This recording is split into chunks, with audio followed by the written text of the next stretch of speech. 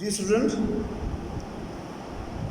Vector में हम आम अलजेब्रिक मेथड से इसको ना ऐड कर सकते हैं, ना सबट्रैक्ट कर सकते हैं, ना और मल्टीप्लिकेशन और ना ही डिवीजन। यहाँ पर हम एरो वेक्टर को ऐड करने का मेथड समझते हैं। अगर दो या दो से ज़्यादा 2 and more than 2 वेक्टर हों और हमें उन्हें ऐड करना हो, उसके लिए एक पर्टिकुलर मेथड है वेक्टर को ऐड करने का, जो हेड टू टेल रूल कहलाता है। हेड टू टेल, क्योंकि जो कोई भी एरो होगा जो वेक्टर को रिप्रेजेंट करेगा, उसका एक हेड होगा, उसकी एक टेल होगी। 2 or more than 2 vectors can be added. दो या दो से ज़्यादा वेक्टर हम ऐड कर सकते हैं by head to tail rule in such a way, यानी हेड टेल रूल के जरिए से। इन सच आ वे, इस तरह हम क्या करेंगे कि एक वेक्टर के टेल को दूसरे वेक्टर के हेड से, यानी कह लीजिएगा कि पहले वेक्टर का हेड दूसरे वेक्टर की टेल से, दूसरे वेक्टर का हेड तीसरे वेक्टर की टेल से जोड़ दिया जाए और आखिर में आखिरी वेक्टर के हेड को पहले वेक्टर की टेल से।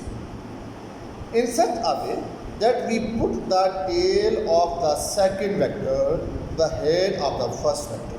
दूसरे वेक्टर की टेल को फर्स्ट वेक्टर के हेड से जोड़ दी जाए, and the tail of the third vector to the head of the second vector, so on ऐसे जो है हम जोड़ते हैं।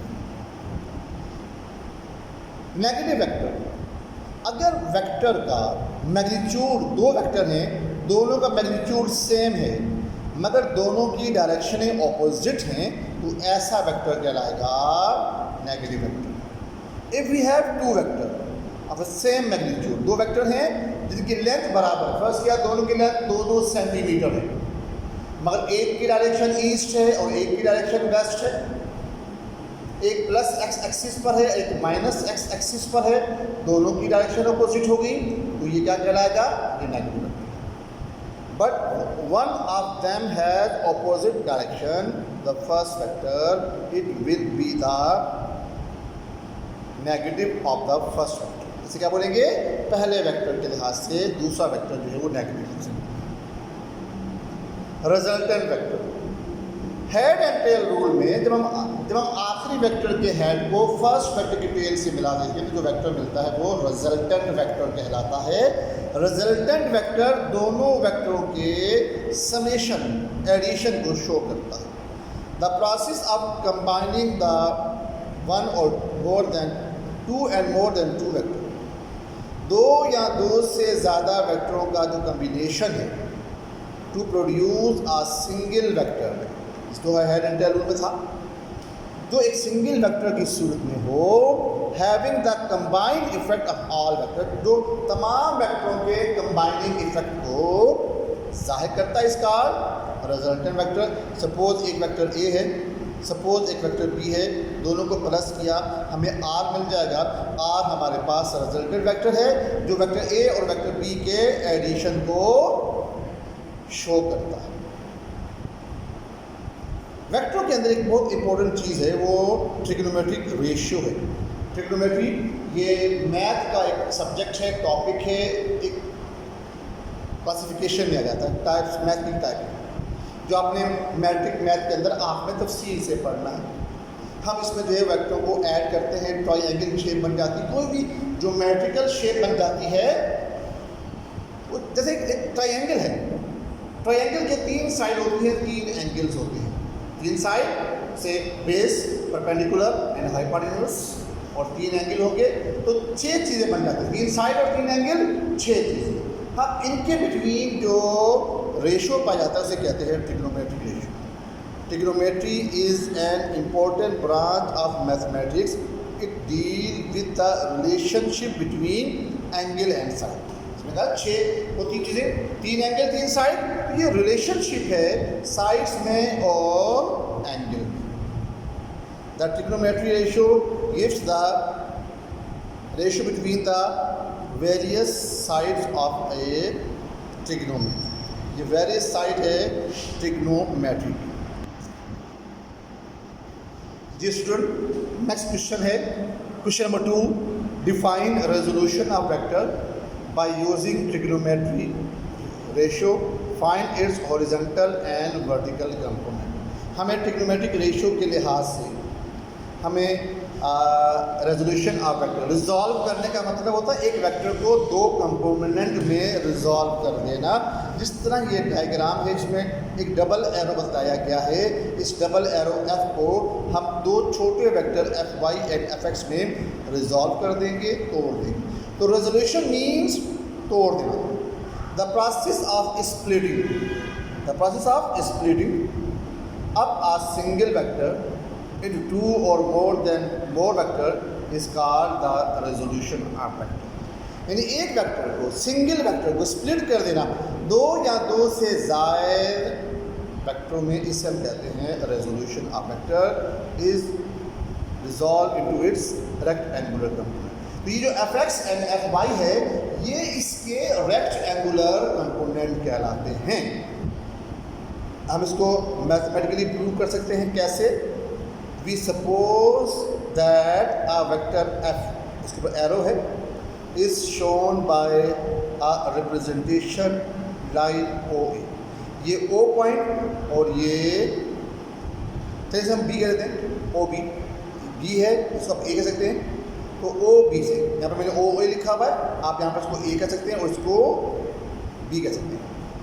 Which makes an angle theta. ये जो एंगल बन रहा है ये एंगल थीटा कहलाएगा, जो ये हॉरिजॉन्टल लाइन और इस रिजल्टेंट वेक्टर के बिटवीन पाया जा रहा है with horizontal X axis. From point A draw A C perpendicular to O x.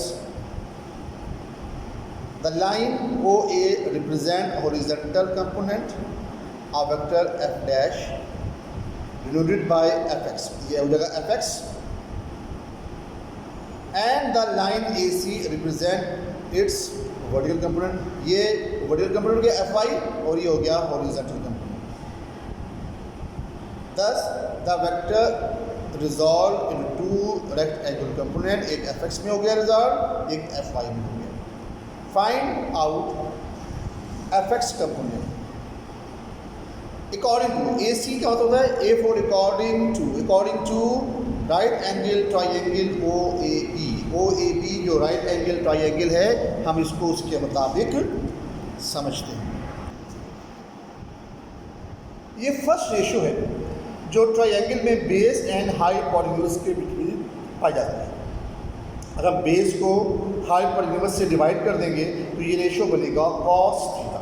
तो cos theta is equal to base upon hypotenuse. Cos theta base O A, hypotenuse जो है वो O C बन जाएगा। ओ ए एफ एक्स के is equal है, hypotenuse जो है वो एफ के इज इक्वल है। ये एफ डिवाइड कर रहा है यहाँ पे कॉस से करेगा मल्टीप्लाई, तो F X is equal to F cos theta.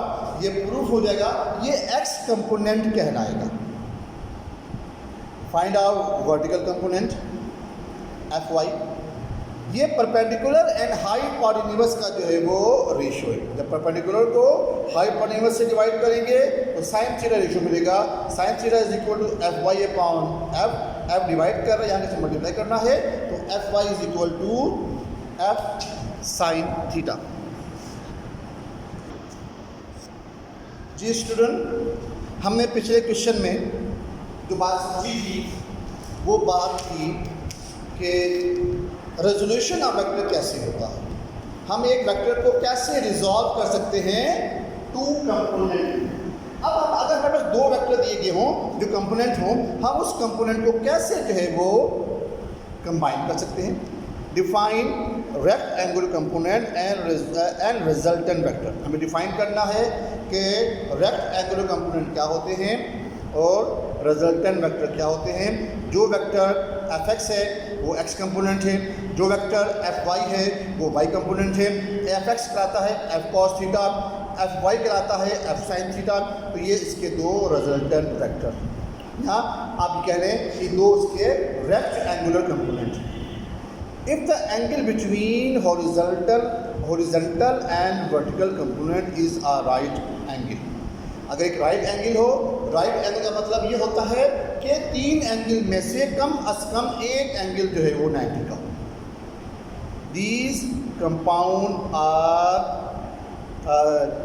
compounds are called rectangular component। अगर उसमें एक एंगल 90 का, जैसे ये एंगल जो है वो 90 का पॉइंट ए के ऊपर, तो Fy और Fx का जो है वो rectangular component.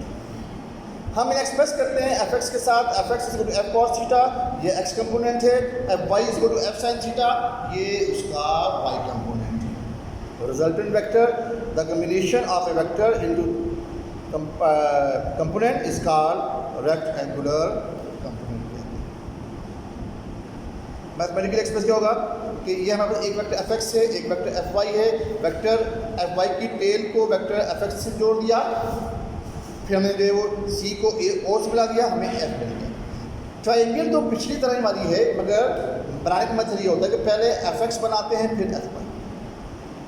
Consider rectangular component Fx and Fy which are represent by line segment OA and OB respectively.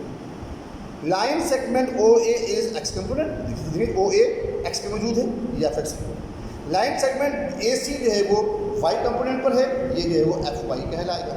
ये रिप्रेजेंट करेंगे वेक्टरों को। Find out resultant vector. अब हमें इन दोनों का निकालना है resultant vector according to right angle triangle OAB by Pythagoras theorem. Hypotenuse square is equal to base square plus perpendicular square. Diagram में देखिएगा कि हाइपोटेन्यूज OC है, बेस OA है और परपेंडिकुलर AC है, इन तीनों के स्क्वायर बन जाएंगे। OA रिप्रेजेंट करता है F को, यहाँ पे F आ गया। OA रिप्रेजेंट करता है Fx को, यहाँ पर Fx आ गया। AC रिप्रेजेंट करता है Fy को, यहाँ पर Fy। तो F square is equal to Fx square plus Fy square.